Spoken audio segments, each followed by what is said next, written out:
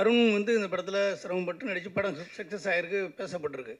இதே நிலையில் வந்து சூர்யா நடிச்சிருந்தா இன்னும் எதிர்பார்ப்புகள் உங்களுக்கு கூடி இருக்கும்னு நினைக்கிறீங்களா? அந்த படம் பெரிய ஹிட் ஆகிருக்கும்னு நினைக்கிறீங்களா?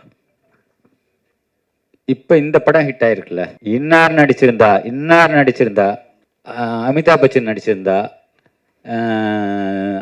ஷாருக் கான் நடிச்சிருந்தா, அப்படி அது எதுக்கு பேக்கில் போகணும்? ஒன்ஸ் முடிஞ்சு போச்சு, ரிலீஸ் ஆகிடுச்சு, ஹிட் பண்ணி கொடுத்துட்டீங்க, அப்புறம் திரும்ப நம்ம ஏன் பேக்கில் போய் திரும்பி பார்க்கணும்? அப்படின்னு ஒரு சார், இப்போ இந்த பாலடைஞ்ச கிணத்துலேருந்து நிறைய புல்லுகள் மேலே வரும், அதில் ஒரு பலகை வரும். அந்த பலகத்தில் நான் இருக்கும் இடத்து செல்வம் கொளிக்கும் அப்படின்னு ஒரு காமெண்ட் பண்ணுற மாதிரி பண்ணியிருப்பீங்க.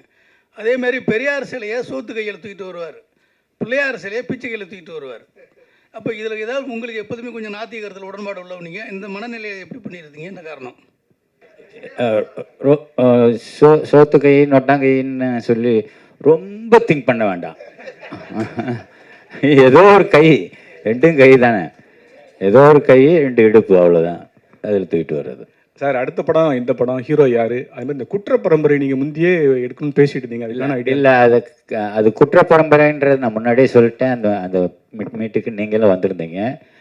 குற்ற பரம்பரை இல்லை, எழுதப்பட்ட கதைன்னு நான் சொல்லிட்டேன். இப்போ திரும்ப அந்த குற்ற பரம்பரையை பற்றி இப்போ பேசி பிரயோஜனம் இல்லை, அதை எடுக்க போகிறதும் இல்லை. இந்த படத்தில் கிட்டத்தட்ட நான் கடவுள் படத்துலையும் சரி, இந்த படத்துலையும் சரி, மாற்றுத்திறனாளிகளுக்கு கொஞ்சம் முக்கியத்துவம் அதிகம் கொடுத்துருக்கீங்க.